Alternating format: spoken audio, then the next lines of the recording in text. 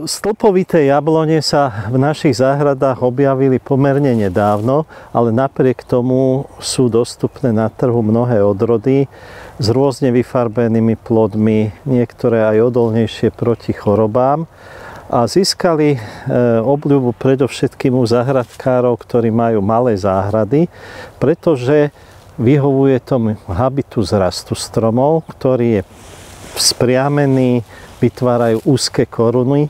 Charakteristické sú tým, že majú pomerne málo vzdialené púčiky od seba, takže olistenie je husté a spravidla rast výhonkov je slabší. Vďaka tomuto typickému habitu sú pomerne málo náročné na rez a to aj očakávajú pestovatelia od týchto odrôd. Avšak niekedy sa stáva v dôsledku nedostatku skúseností s rezom, že strom začne raz inak, ako by sme si predstavovali. Okrem spriameného rastu stromov, typickou vlastnosťou tejto skupiny odrôd jabloní je tvorba veľkého množstva kvetných pukov práve vďaka tvorbe krátkych internodí, tých vzdialeností medzi púčikmi.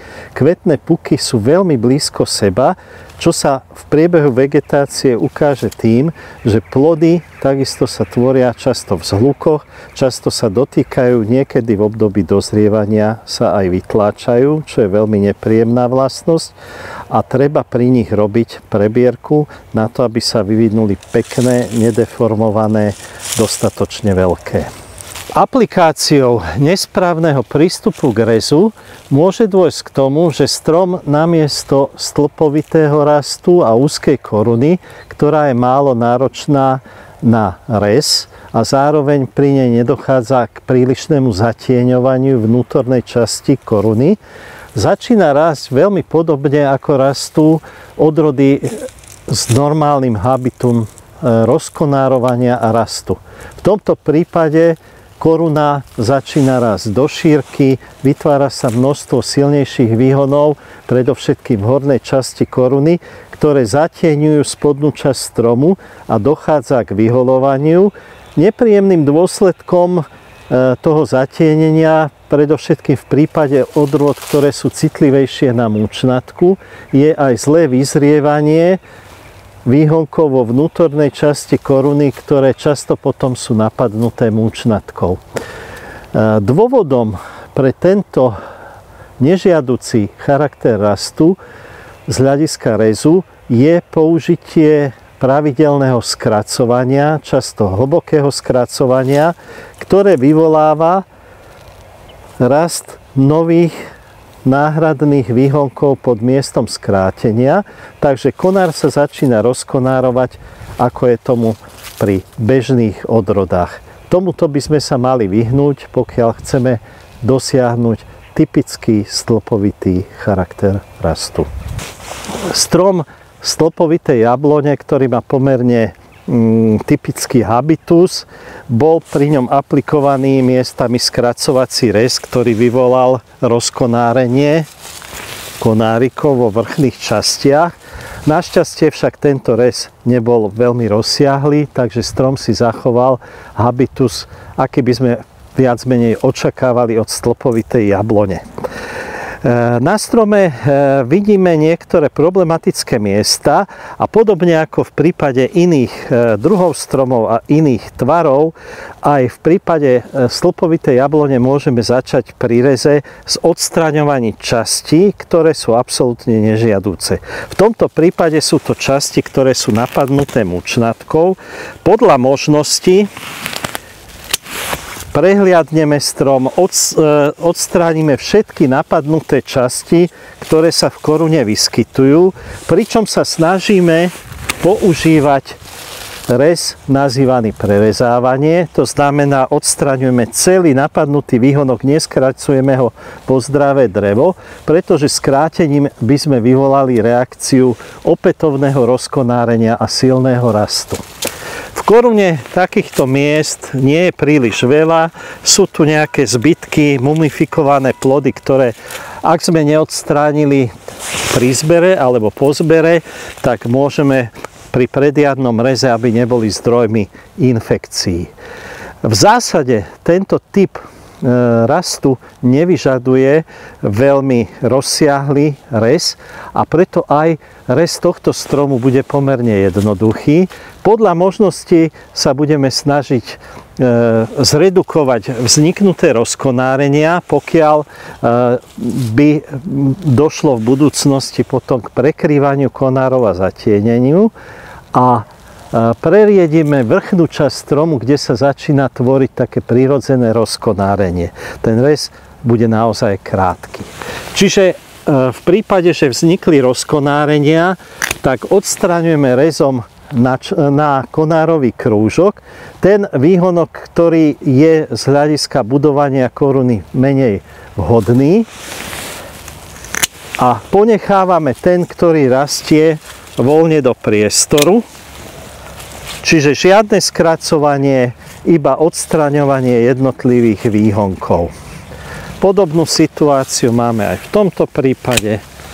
Odstránenie na konárový krúžok. Podobne v hornej časti koruny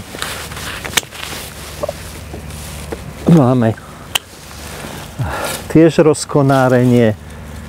Ďalšie rozkonárenie. V zásade by sme sa orientovali na odstránenie výhonkov, ktoré rastú smerom dovnútra koruny, smerom k stredníku, ale nemusí to byť vždy pravidlo. V prípade, že nechceme korunu ďalej rozširovať, tak vyberieme radšej výhonok, ktorý rastie mierne akoby dovnútra koruny, a tým udržíme korunu v stĺpovitom habituse a zároveň udlžíme rozmery koruny stromu. Ak niečo odstraňujeme, tak zásadne používame rez na konárový krúžok. V tomto prípade strom má pomerne dosť rodivého dreva, množstvo krátkych obrastových výhonkov alebo konárikov, ktoré majú vek 2, 3, 4 roky. Preto nemusíme sa báť, že pri odstraňovaní niektorých výhonkov by sme veľmi výrazne zredukovali úrodu. V prípade, že stromy majú veľa kvetných pukov, naopak je to žiaduce, a vzhľadom na to, že väčšinou tieto odrody vytvárajú pomerne blízko seba rodivé výhonky, tak môžeme niektoré z nich, ktoré nám menej vyhovujú, odstrániť, alebo tam, kde vidíme, že je kvetných pukov príliš veľa a práve by došlo k tvorbe plodov v zhlukoch, tak niektoré z tých výhonkov môžeme preriediť. Tým zároveň mierne narušujeme rovnováhu v miestach rezu a môžu sa nám tam objaviť nové výhonky, ktoré môžeme potom následne použiť v ďalších rokoch na obnovu rodivého obrastu, prípadne na obnovu konárikov. Obnova konárikov pri tomto tvare a pri tomto rastovom habite jabloní sa robí takým spôsobom, že vyberieme, pokiaľ konárik narastie príliš vysoký alebo začína vyčnievať mimo konceptu koruny, mimo tých určených rozmerov. Obnova sa robí tak, že robíme rez na prevod a príliš dlhý konárik odstránime a vyberieme jeho náhradu, ktorú znova ponecháme bez skrátenia. Čiže skráteniu sa snažíme naozaj v čo najväčšej miere vyhnúť, pretože vyvoláva tvorbu silných výhonkov, hrubnutie konárov, ukladanie zásobných látok do dreva.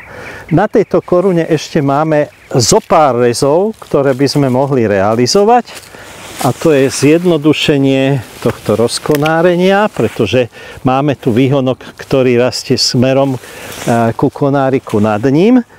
A v zásade, vzhľadom na to, že jednotlivé konáre majú dostatok priestoru, ešte by sme mohli nájsť nejaké miesta, kde zjednodušíme rodivé drevo, aby sa plody nedotýkali.